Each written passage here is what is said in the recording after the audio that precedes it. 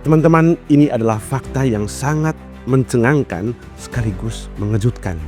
Inilah alasan mengapa kita tetap miskin, bahkan mungkin akan mati dalam kemiskinan nantinya.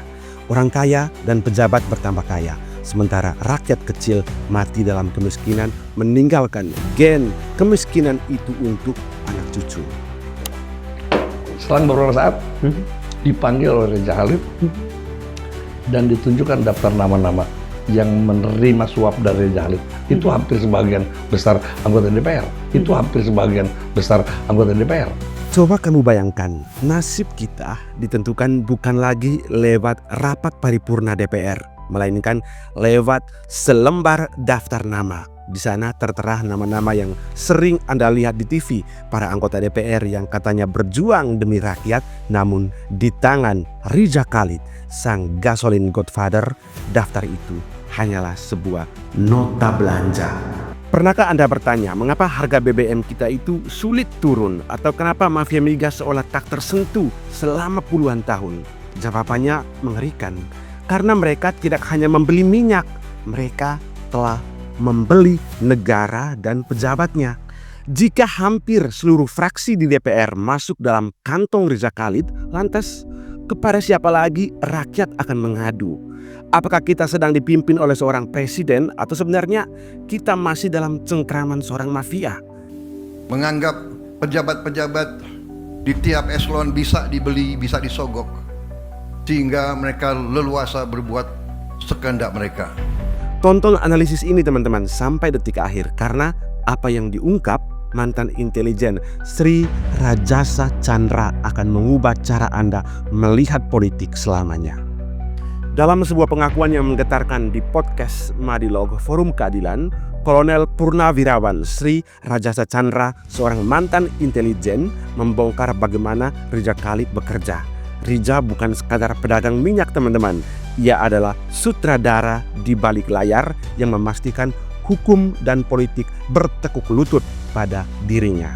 Bagaimana caranya bekerja?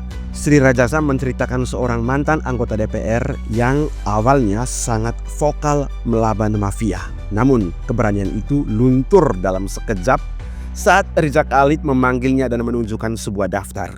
Isinya nama-nama rekan satu fraksinya, pimpinan partainya, hingga lawan politiknya, semuanya menerima aliran dana dari sang godfather.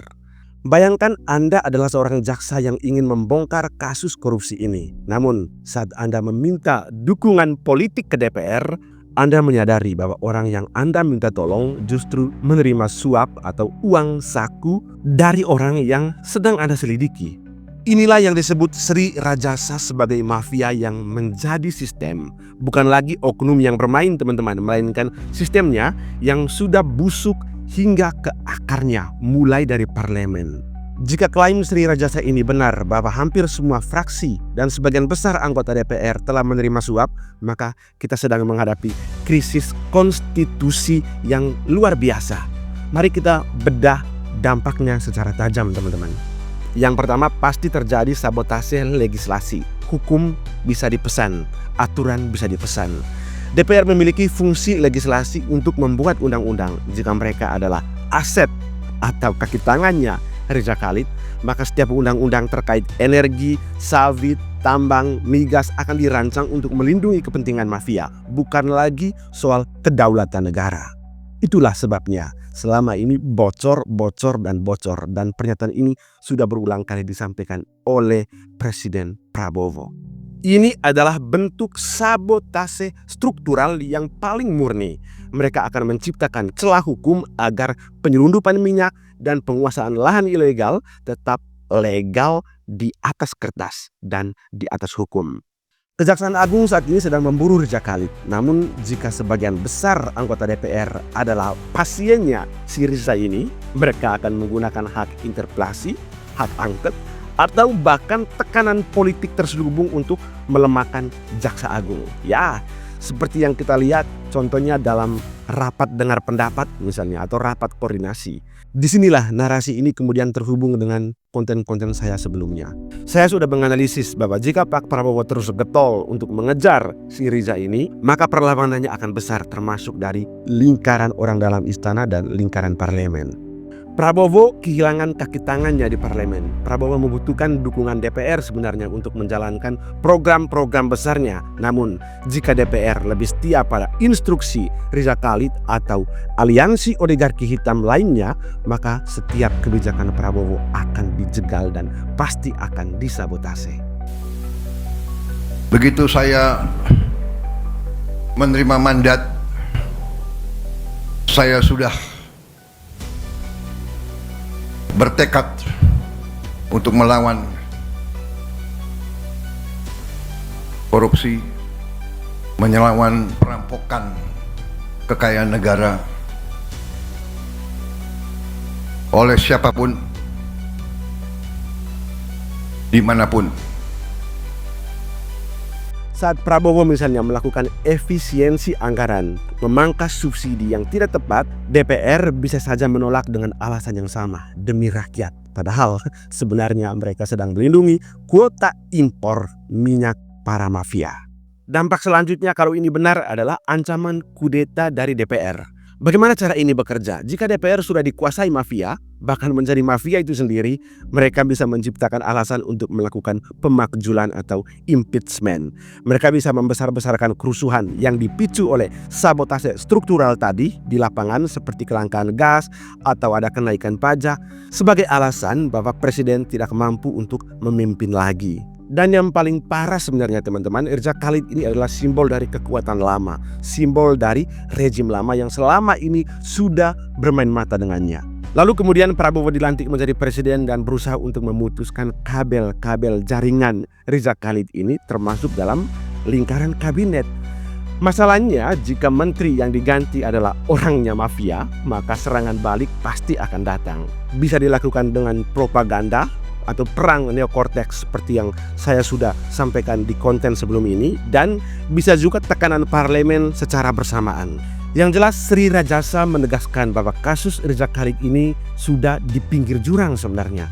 Pilihannya hanya dua, Jaksa Agung berani mendorongnya atau menangkap Riza dan membongkar daftar nama anggota DPR itu, atau membiarkan negara ini berlahan kehabisan darah seperti bahasanya Prabowo, atau kehabisan kekayaan.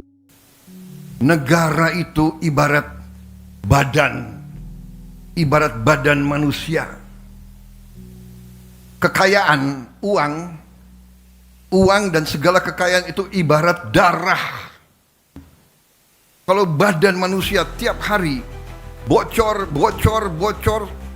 sekian cc, di ujungnya badan itu kolaps, mati. Negara sama. Di ujungnya kekayaan kita bocor, dirampok, dicuri, laporan palsu, under invoicing, pejabat disogok,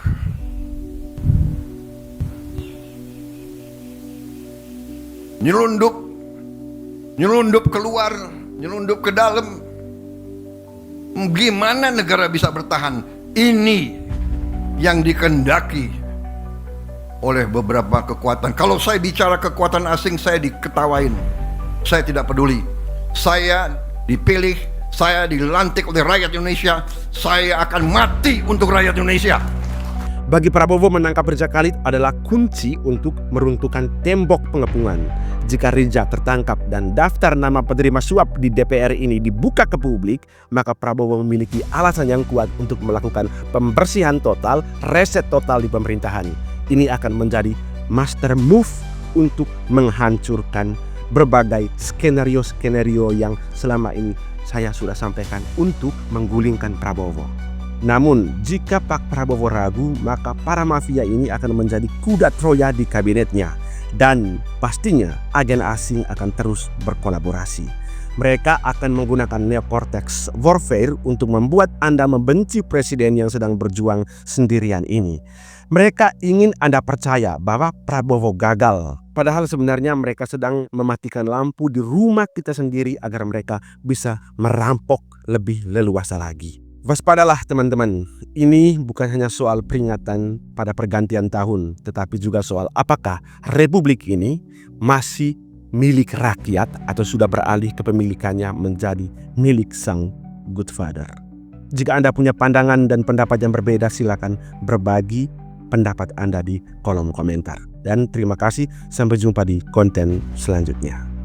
Saya tidak akan mundur menghadapi koruptor. Saya tidak akan mundur menghadapi koruptor.